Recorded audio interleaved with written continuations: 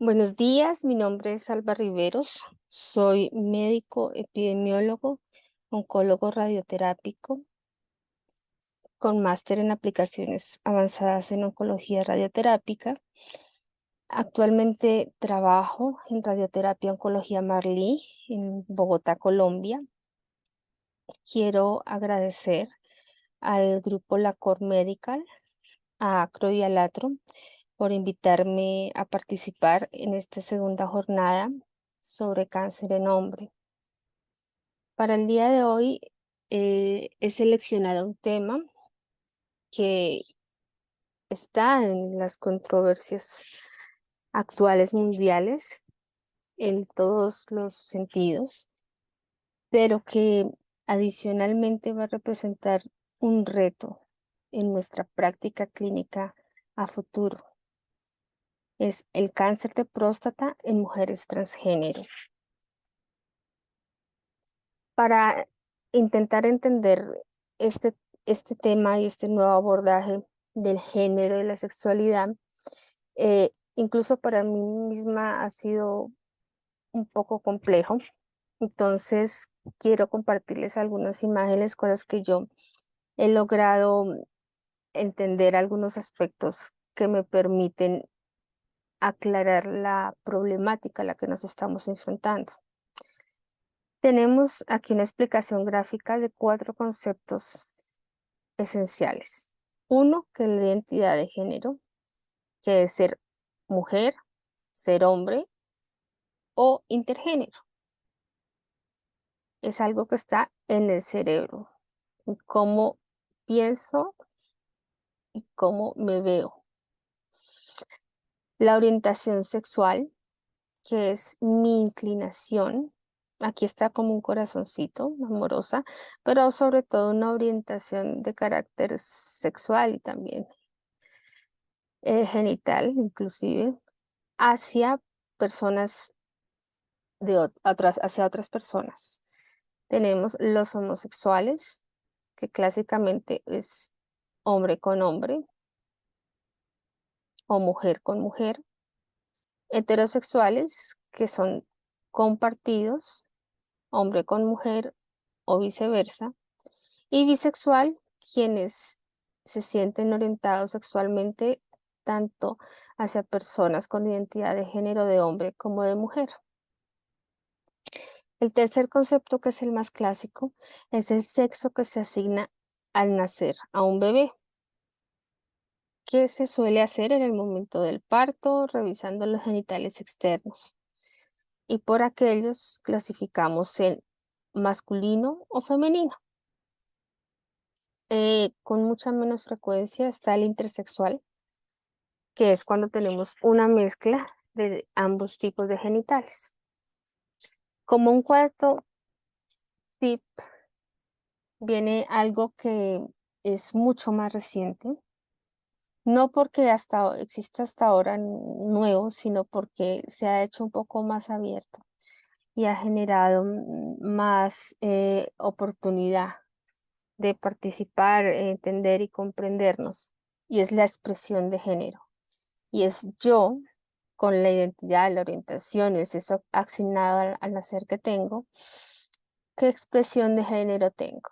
Si me expreso como hombre o identidad masculina, como femenina o mujer, o como andrógina, que es ni una cosa ni la otra, es un estado intermedio, por llamarlo así.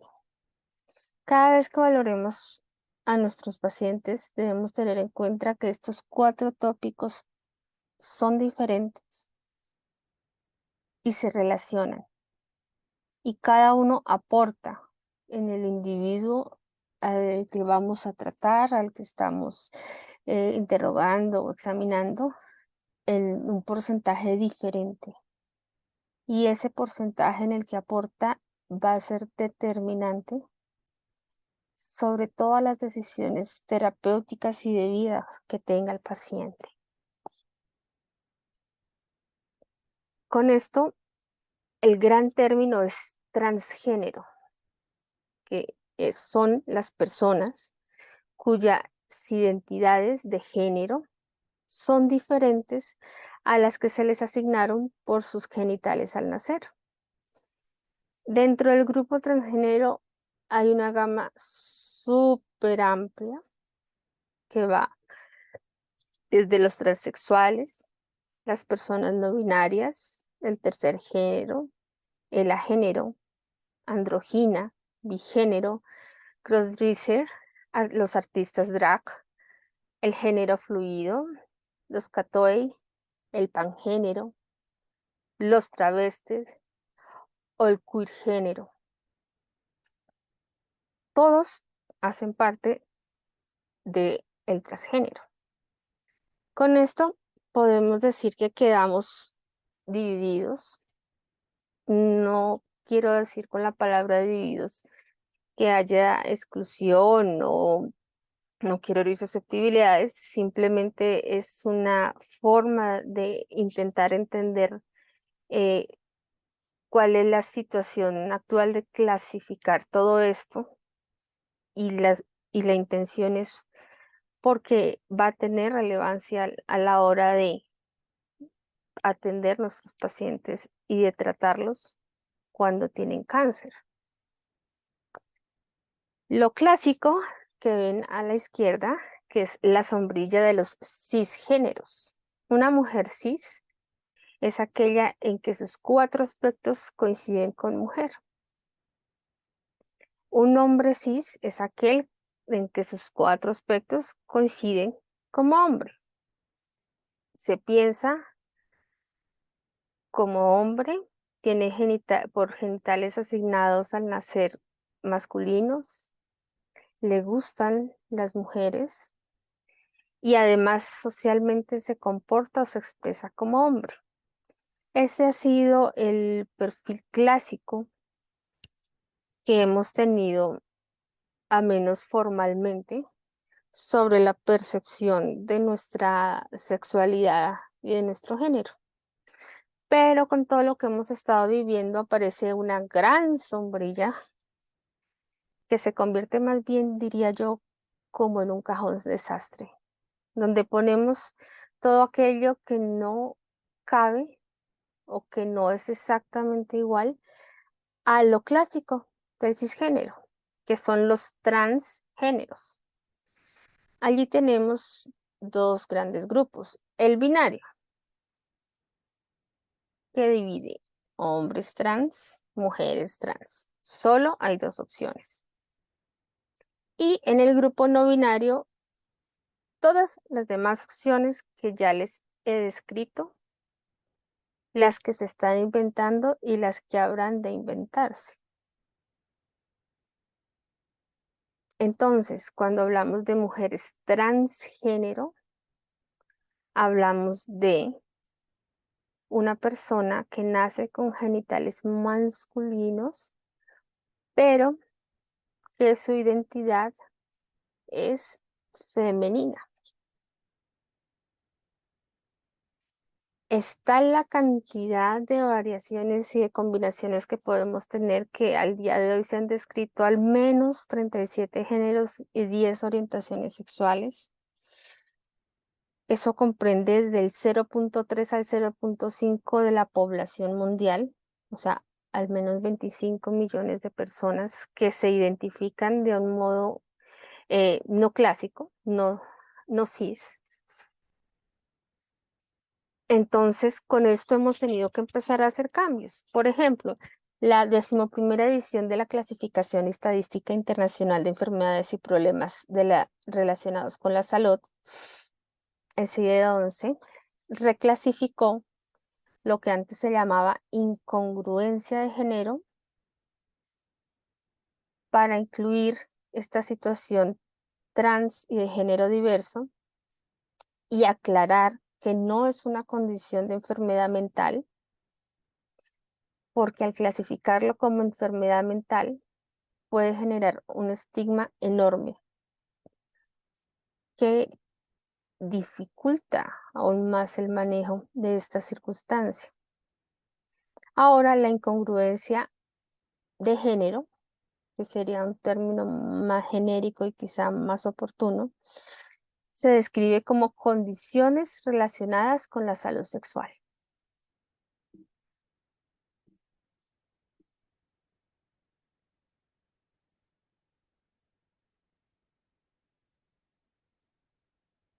Si alguien quiere hacer un proceso de cambio, hay tres pilares fundamentales para ese cambio. El primero, la idoneidad. Para esto necesitamos un análisis físico, psicológico, psiquiátrico, un seguimiento cercano a la persona, a quienes le rodean, a la sociedad en la que está, a su familia, a todos sus aspectos durante todos los días de su vida, para poder determinar si es idóneo. Luego viene la terapia hormonal, que consiste en usar hormonas, ya sea masculinas o femeninas, para obtener caracteres sexuales secundarios en función de la manipulación hormonal que se haga. Siempre con análisis médicos y paraclínicos y analíticas regulares y obligatorias. Y la tercera fase es ya pasar a transformar el cuerpo de modo quirúrgico, que incluye desde cirugías reconstructivas, plásticas, estéticas, de genitales y todo lo que pueda ser cambiado quirúrgicamente en pro de hacer ese cambio de género.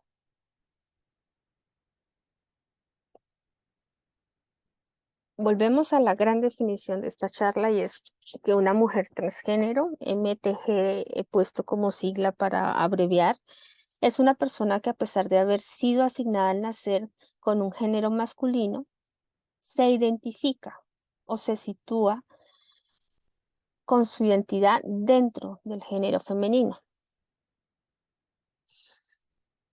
Hay dos conceptos claves en este proceso que son la terapia hormonal de afirmación del género, por sus siglas en inglés GAHT, que es la terapia hormonal femininizante para inducir en el cuerpo los cambios físicos que causan las hormonas femeninas durante la pubertad normal, es decir, los caracteres sexuales primarios, perdón, secundarios.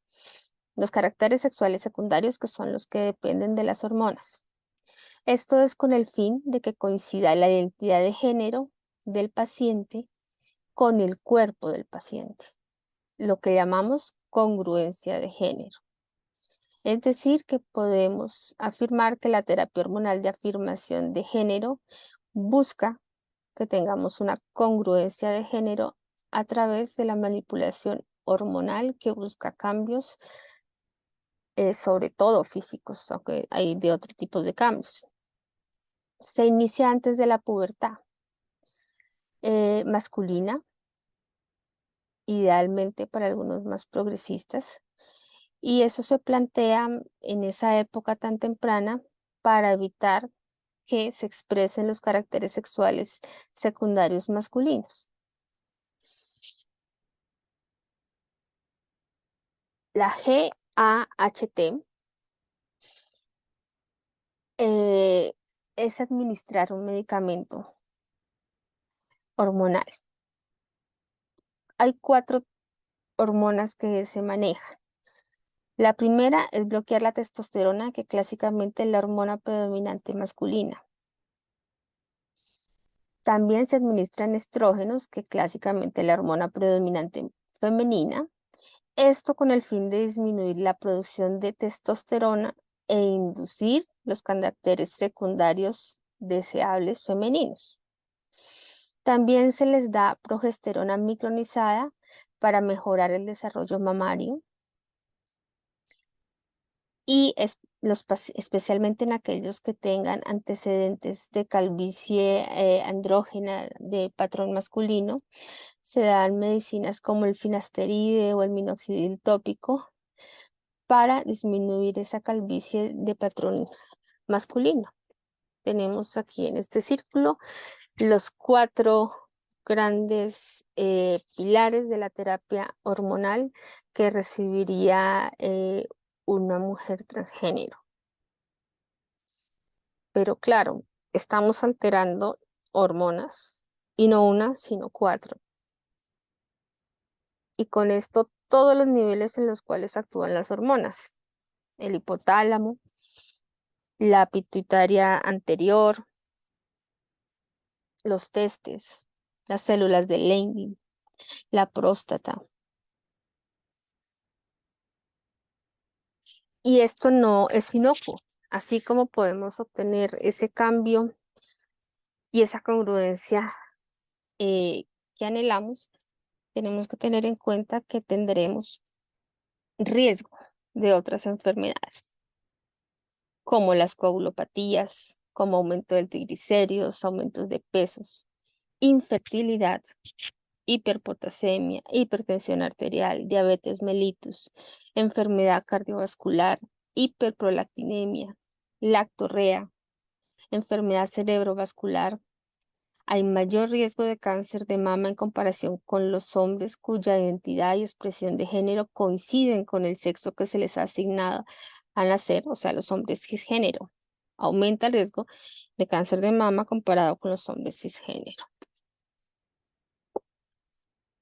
Luego de esa manipulación hormonal vendría la parte quirúrgica, que es la cirugía de afirmación del género de hombre a mujer. Las siglas en inglés son GAS. Hay unas normas de atención para la salud de personas con género no conforme de la Asociación Mundial de Profesionales para la Salud Transgénero,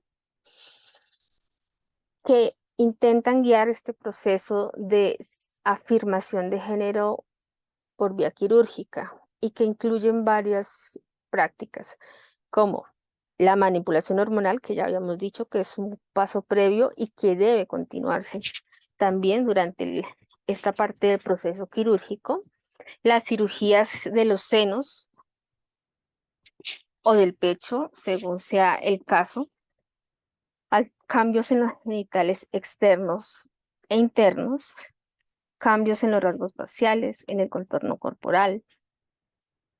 Tanto así que en un GAS podemos tener un sinnúmero de operaciones, de procedimientos quirúrgicos para lograr este cambio. Por ejemplo, en los genitales externos se realiza penectomía, orquidectomía, vaginoplastia, es decir, hacer una neovagina quirúrgica que se suele realizar con tejido proveniente del pene que se ha quitado o incluso del colon, clitoroplastia, que también se saca el tejido de pene o de colon, y labioplastia, que se saca de los mismos tejidos donantes.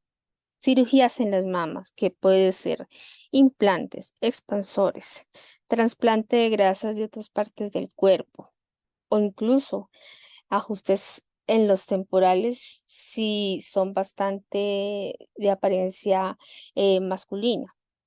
En la cara, bueno, operan la mandíbula para hacer unos rasgos más delicados, más delgados, el mentón, las mejillas, la frente, la nariz o rinoplastia, las áreas que rodean los ojos, los párpados, las orejas, los labios. Todo este menú de procedimientos quirúrgicos siempre suele quedar a la disposición del paciente según su propia percepción de sí mismo, y no todo el mundo se los realiza a todos.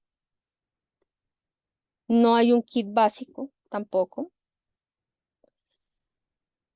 Y por eso es tan importante tener claro en nuestro paciente qué de todo eso se hizo y qué no, y por qué. Porque eso nos va a ayudar a entender cómo se ve a sí mismo y después del procedimiento, cómo se sigue viendo, cómo se acepta.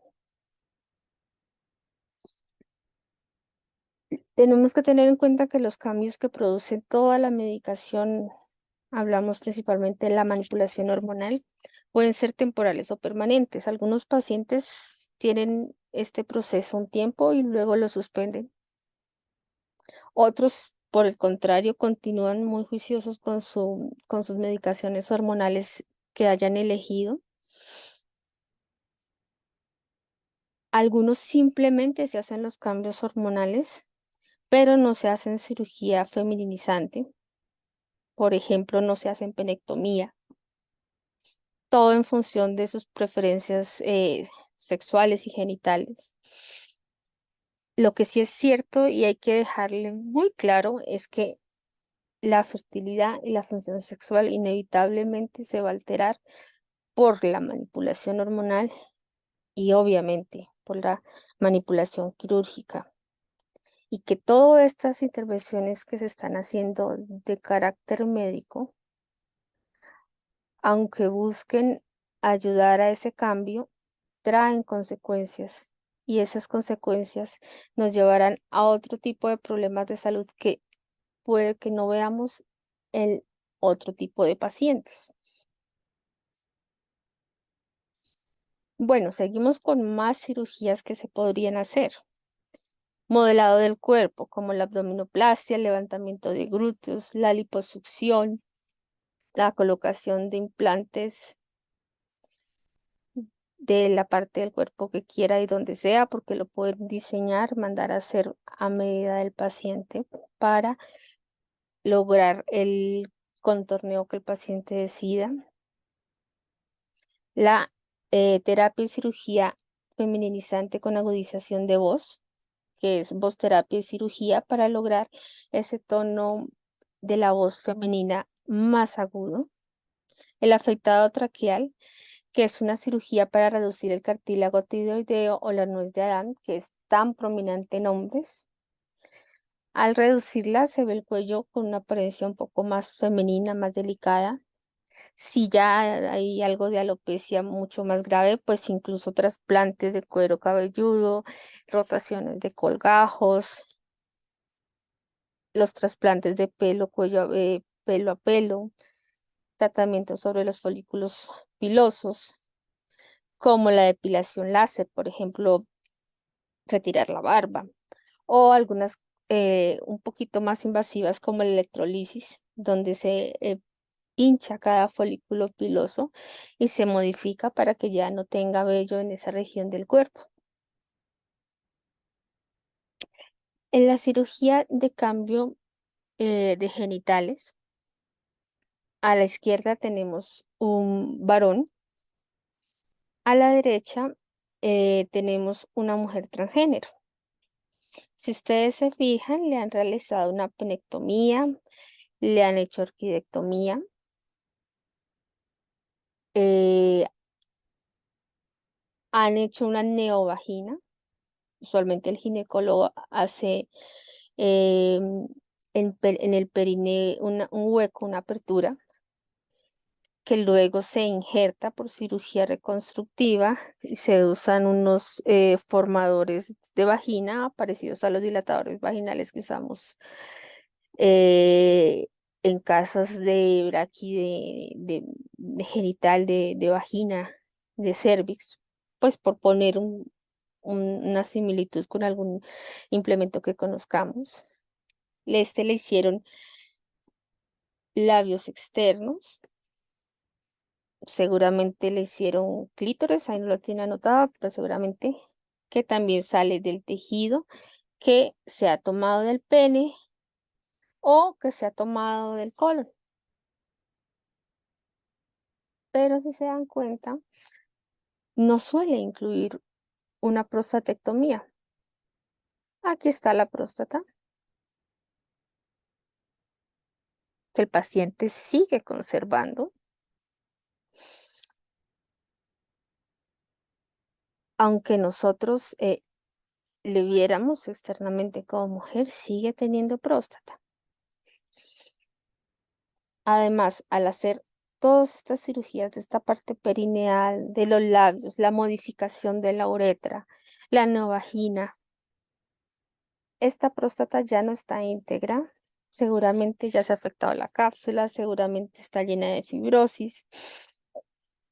Entonces, aunque sea una próstata, es una próstata que ya ha sido manipulada. Lo mismo las vesículas seminales, siguen estando allí. Entonces, en los casos de las mujeres trans, hay que tener esto súper claro, y es que próstatas y vesículas seminales se suelen dejar.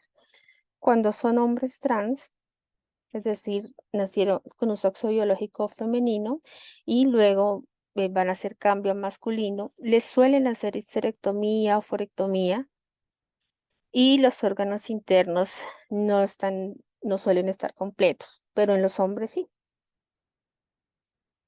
Es decir, en las mujeres transgénero, que ya pues no son hombres, aunque siga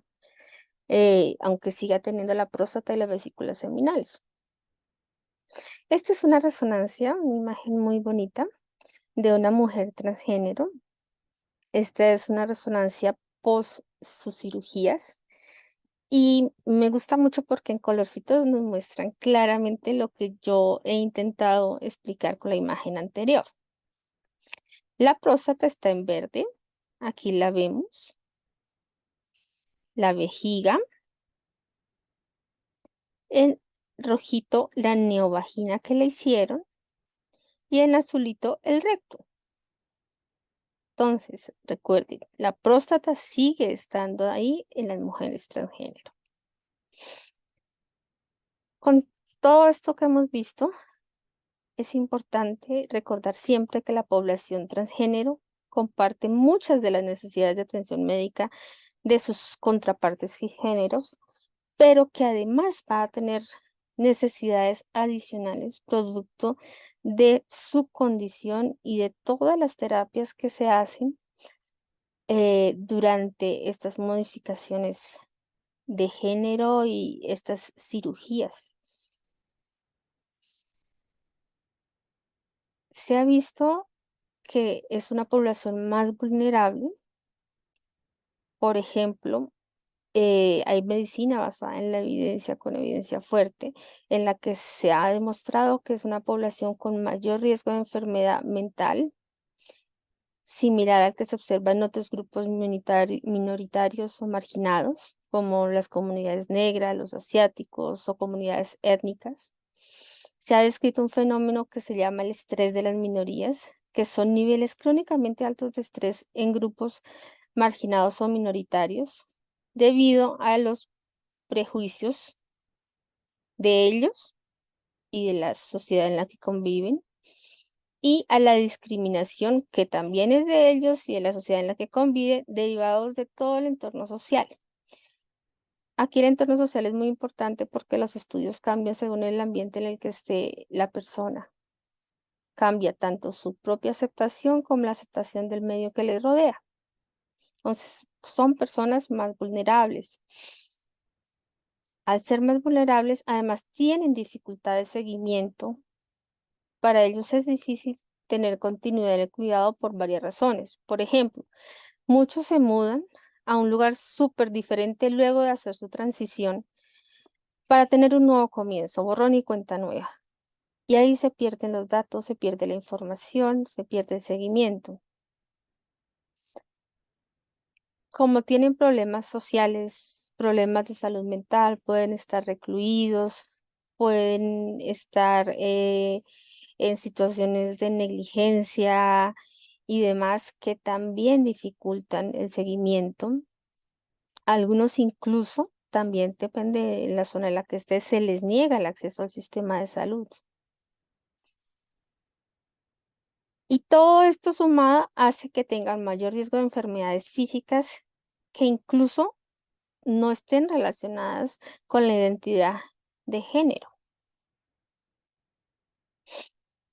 Bueno, con todo esto que hemos visto, estos 5 artículos que he puesto aquí, que son los que más me gustaron, son publicados de los 2 últimos años, 4 de ellos en este último año, porque tenemos que como médicos sentarnos a pensar cómo vamos a manejar esta situación. Es algo que no habíamos tenido antes.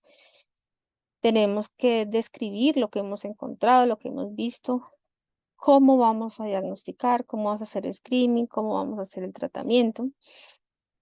Y lo que viene ahora es intentar contarles algunas pautas que me ha parecido bastante relevantes, bastante útiles para el abordaje de estos pacientes. De momento no hay una guía internacional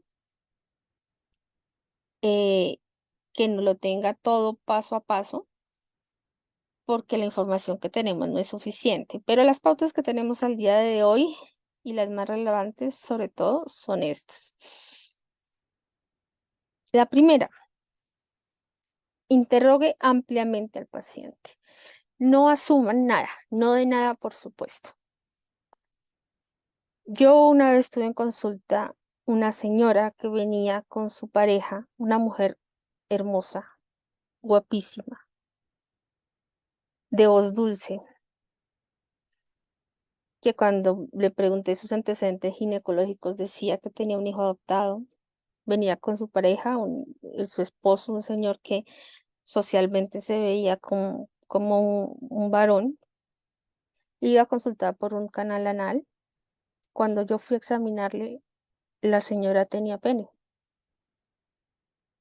Ese día aprendí que yo había dado por supuesto que como se veía tan femenina, su sexo biológico al nacimiento era femenino, porque incluso se veía más femenina que muchas mujeres. Y no, era un caballero. A la hora de tratar ese CA de pene, bueno, pues agarraba el bulbo, ese CA de canal anal agarraba bulbo peniano, bueno, tenía ciertas circunstancias de la invasión regional que hizo que el tratamiento tuviera que ser tremendamente individualizado. Les cuento esta historia eh, para que recuerden que siempre hay que interrogar ampliamente, ninguna pregunta es exceso. Si se hace con respeto y se le explica al paciente que es por su bien, que es para poder ayudarle a un mejor tratamiento, él nos va a dar la información que queremos, así se haya cambiado y haya querido empezar una nueva vida. Él entiende que si es por su salud, nos va a aportar la información que nos va a permitir guiarnos sobre el actuar. Bueno, este es un enfoque propuesto para la detección del cáncer de próstata en mujeres transgénero.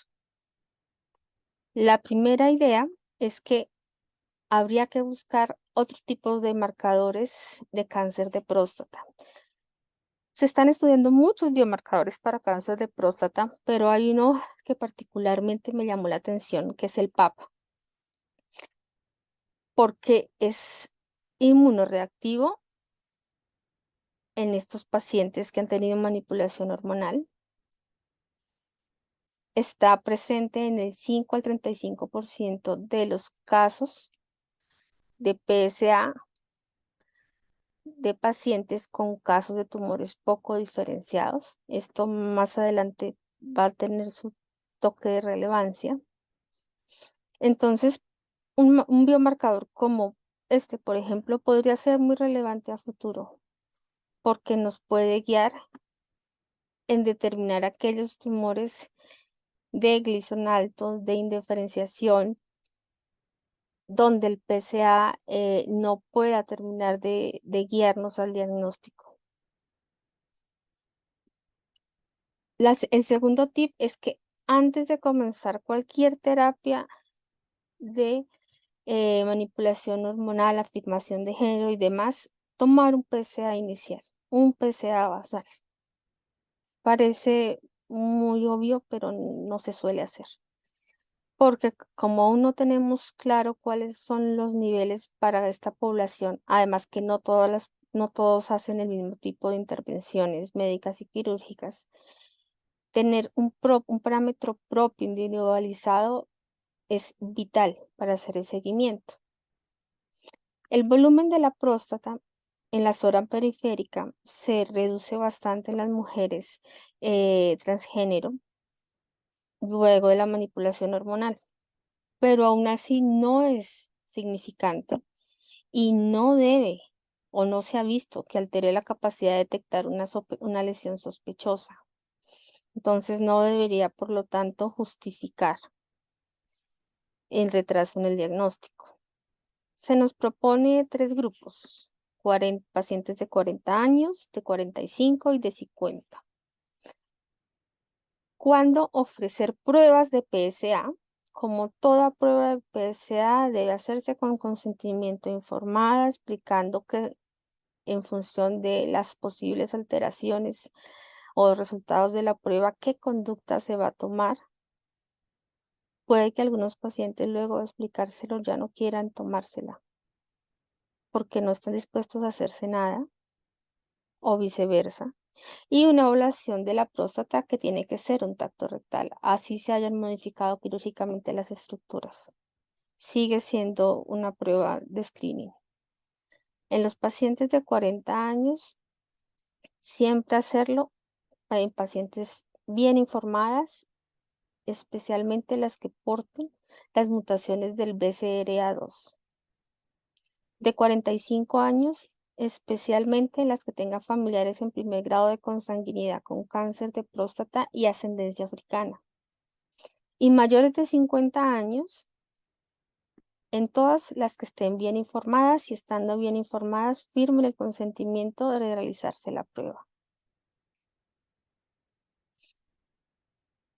De las propuestas de enfoque para la detección del cáncer de próstata en mujeres transgénero, esta fue la que me pareció mucho más amigable y más sencilla de realizar, incluso en nuestro medio.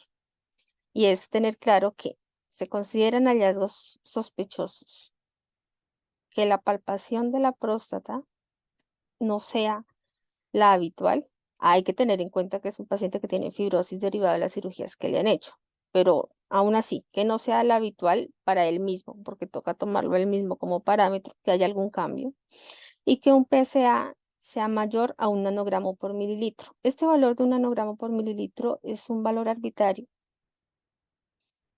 que se tomó porque es el que hay, y no tenemos más información. De ahí la importancia de tener un PSA individualizado justo antes de la manipulación hormonal, que también nos guíe, porque puede que nuestro paciente no necesariamente esté dentro de ese parámetro del nanogramo. Si el paciente, teniendo en cuenta esos dos criterios, no tiene sospecha, la propuesta de momento es hacerle revisiones de examen físico y PSA cada 2 años. Si hay sospecha, pedir una resonancia magnética. Entre más se puede hacer una resonancia magnética específica para próstata, pues muchísimo mejor. La resonancia magnética la dividimos, como siempre, en 2 grandes grupos. En PIRADS 3 o mayor o menor de 3.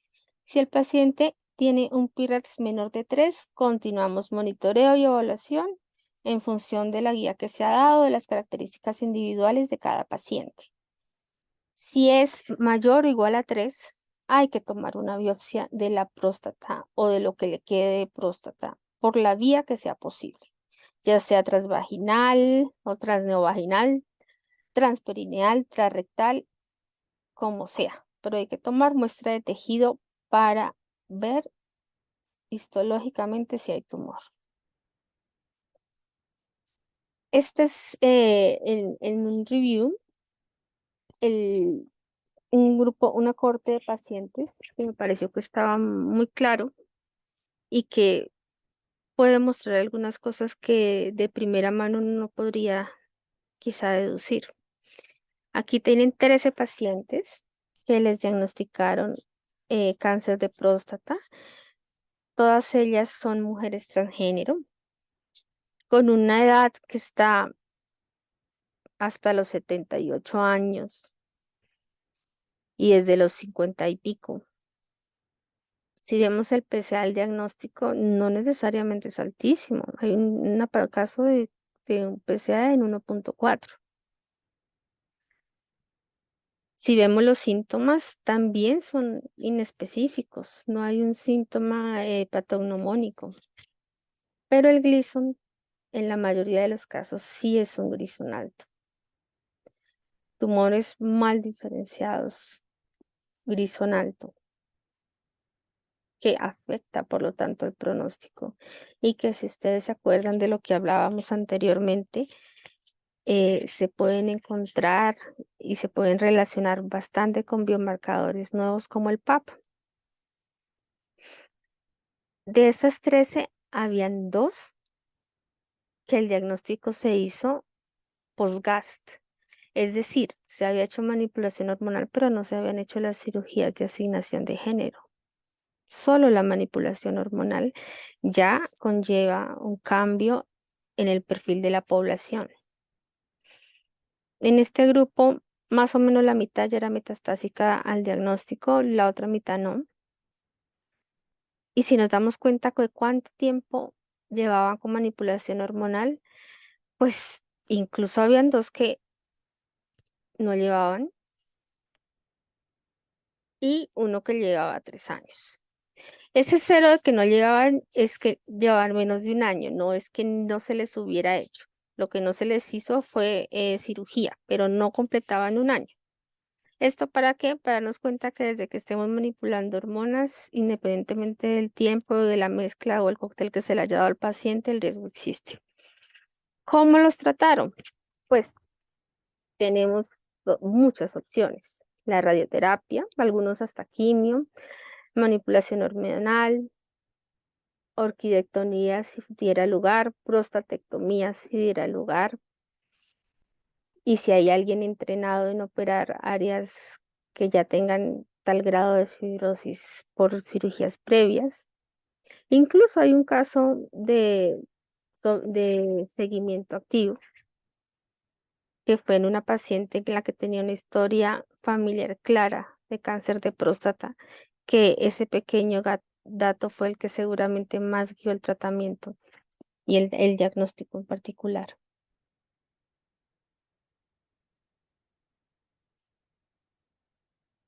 Estas son unas pautas para screening de cáncer en la población transgénero, ya sea hombre transgénero, que son los que están en la izquierda, azulitos, o mujeres transgénero, que son los de la derecha en rosa.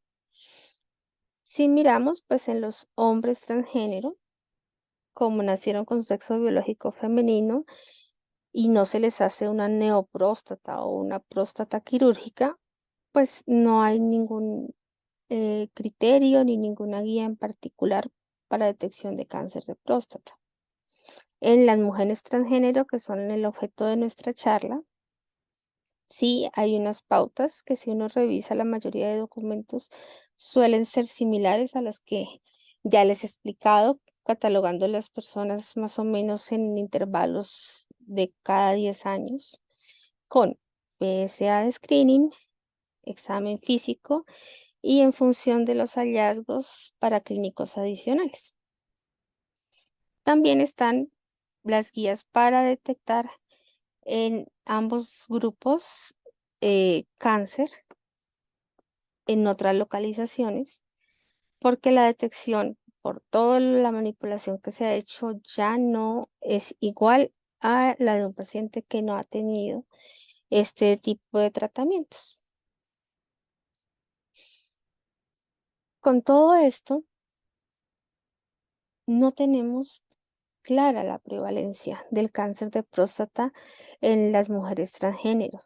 Necesitaremos estudios grandes, robustos, longitudinales, con un muy buen nivel de evidencia y sobre todo de un seguimiento largo por tratarse cáncer de próstata. Eh, no se sabe aún cómo estas mujeres transgéneros, muchas que han estado casi toda la vida con supresión de andrógenos, ¿por qué desarrollan cáncer de próstata? Realmente no tenemos aún la explicación muy clara.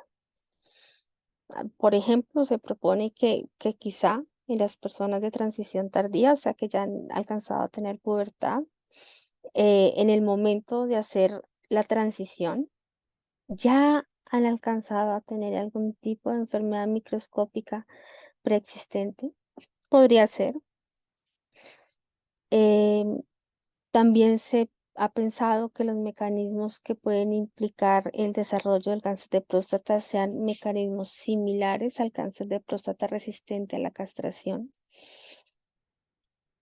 o que incluso la enfermedad esté impulsada por los estrógenos que se elevan intentando buscar los caracteres femeninos.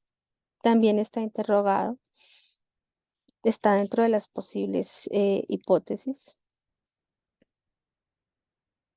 Volvemos a que las decisiones sobre el cribado, sobre el screening, el tamizaje, tiene que ser individualizada y tiene que ser informado, ampliamente informado.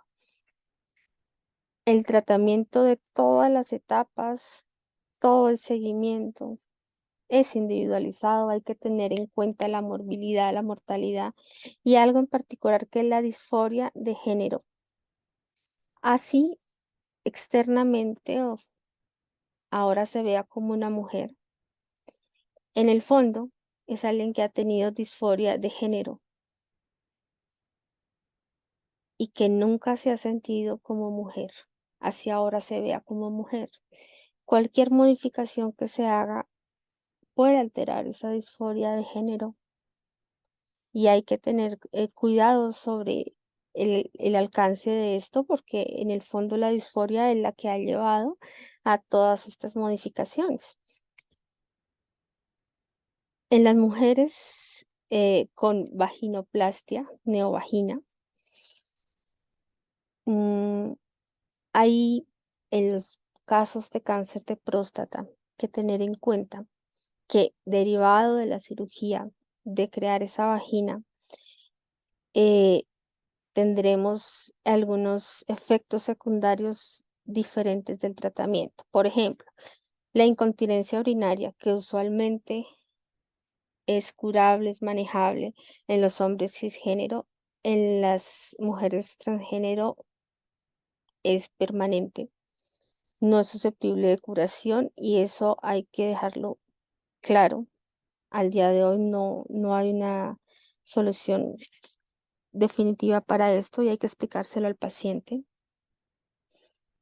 Eh, por el tema de la cirugía de la vaginoplastia, luego de la reasignación de género y de la manipulación hormonal, siempre proponer la vigilancia activa e insistir en ella y en su correcta aplicación.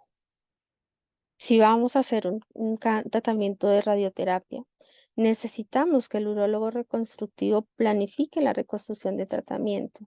El ginecólogo reconstructivo, el cirujano plástico, el cirujano reconstructivo. Es ojalá el mismo que lo operó, que sabe cómo hizo el procedimiento, porque la interpretación de las imágenes de la resonancia, por ejemplo, es muy diferente a la de un tejido que no ha sido tocado. Entonces necesitamos su ayuda a la hora de planificar el tratamiento. Y en todas las decisiones que se tomen, el consejo es que se haga por un equipo multidisciplinario y en un mundo ideal, muy ideal, ojalá un equipo que se dedicara solo a estos temas para que acumule una experiencia suficiente y tenga estudios suficientes para darnos más luces sobre cómo manejar estos casos. Lo que sí es cierto es que las mujeres transgénero tienen menos riesgo de cáncer de próstata. Sí es menor. Lo que pasa es que no es inexistente. No es inexistente porque no se extirpa la próstata durante la cirugía de cambio de género. Por ejemplo, en un comunicado de Goren se vio una prevalencia de 0,04% en su corte de 2.300 pacientes de cáncer de próstata en mujeres transgénero, pero se estima que podría ser incluso mayor. En los estudios de TABAC se ha visto también que en este tipo de pacientes de mujeres transgéneros y sus médicos tratantes son menos propensos a discutir de problemas de la próstata y hacerse PSA versus de seguimiento versus los hombres cis. Pues claro, si aún nos cuesta hablar sobre sexualidad, PSA, toxicidades sexuales en los pacientes varones cis con cáncer de próstata, pues imagínense aún más en estos casos susceptibles donde apenas estamos aprendiendo cómo abordar los temas con los pacientes, cómo hacerlo de la mejor manera. Eh, pero adicionalmente es porque tenemos la idea de que si el paciente se le han neutralizado los andrógenos, no tiene andrógenos, pues ya no tiene riesgo de cáncer de próstata porque el cáncer de próstata depende de hormonas masculinos, pero no, oh sorpresa. Incluso hay un estudio de 10 casos de mujeres con transgénero, de las cuales 6 fueron metastásicas al diagnóstico y que hace cuestionarnos que de pronto esa supresión de andrógenos no es el dogma que hemos creído siempre, que incluso la terapia prolongada de estrógenos puede producir, puede afectar, contribuir en el desarrollo de ese cáncer de próstata.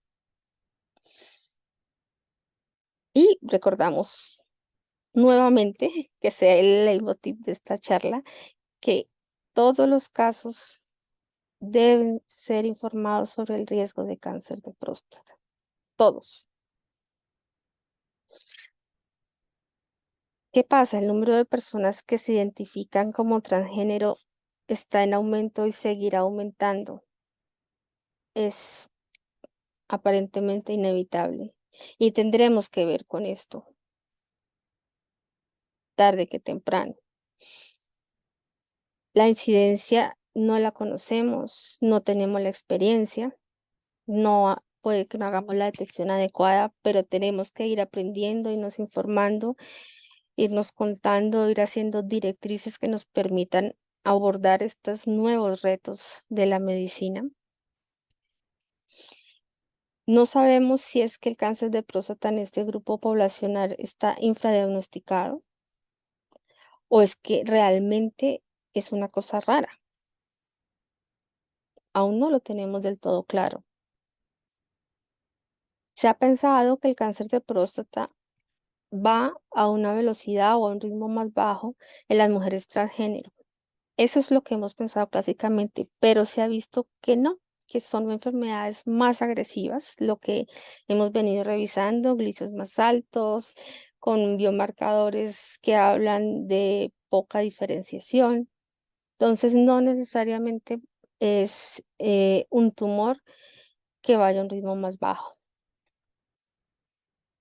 Las guías de investigación para esta situación tienen que incluir todos los aspectos, los riesgos, los beneficios, los aspectos personales, sociales, laborales, familiares, de pareja, bueno, todo, porque con la disforia de género preexistente, por ejemplo, incluso puede pasar que una mujer transgénero que se haya hecho todas las cirugías y que externamente su cuerpo, sus genitales se vean como mujer, cuando recibió un examen de PSA y vea que tiene algún valor de PSA, tenga una recaída de su disforia de género, porque ella sabe que el PSA es de hombre y ella se siente mujer, se ve como mujer, pero tiene PSA. Son cosas que pueden alterar el seguimiento del paciente, el abordaje terapéutico, el diagnóstico y demás, y que no hay que dejar como cabo sin atar. Bueno, hasta aquí el resumen que quería hacerles sobre este tema que me parece muy interesante, que apenas está empezando en desarrollo. Eh, Me gustaría conocer sus experiencias sobre casos similares. Ha sido un placer revisar este tema para ustedes y que tengan un feliz día.